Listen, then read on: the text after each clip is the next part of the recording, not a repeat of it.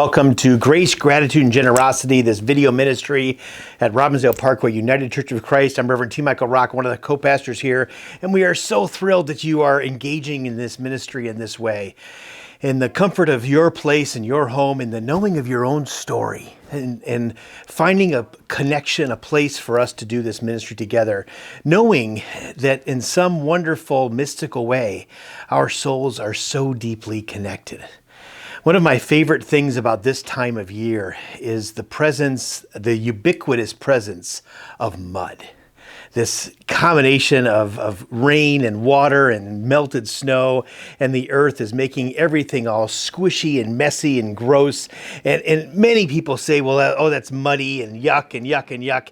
And I just think mud is just such a magical thing because it's so full of life and so full of possibility. This idea that we can be present in the mix of things, in the messiness of things, in the grossness of life sometimes, and all of the feelings and emotions that go with what it's like to feel muddy and feel a little bit caked up with that substance.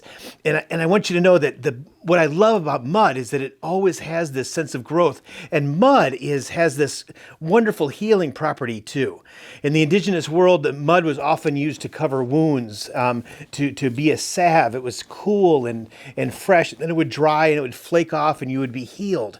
And to know that mud has this wonderful way of inviting us in, it makes us so playful and so young in our lives. I think of when I was a little kid and making mud pies and having fun with mud and drawing and painting with mud, and what a beautiful thing it is to mix our lives in with this beautiful sense of the earth, that we are one and we are connected, and that's part of our messiness and muddiness of life.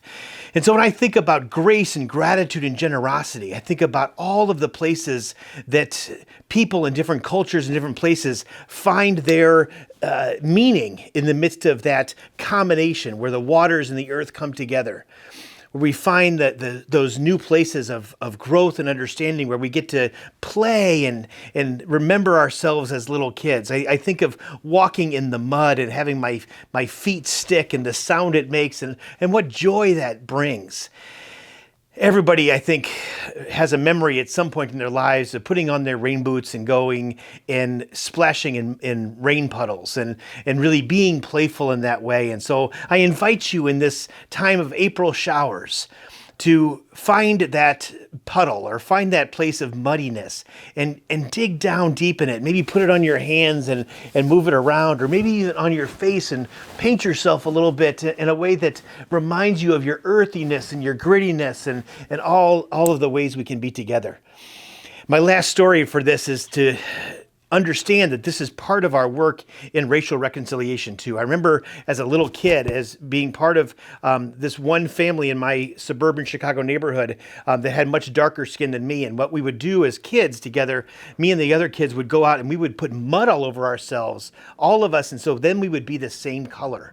It was all wonderful because then we were all covered in mud, and that helped us to be family together and to understand our joys and sorrows. And we would tell stories in the mud, and we would make sure our muddiness was what we saw most beautifully in each other, the messiness of life. So when we're thinking about our souls and what we do, let us go play a little bit to be able to be in that place of uniqueness, the beauty and diversity that we all carry, but also that same sense of wonder and possibility in the mud.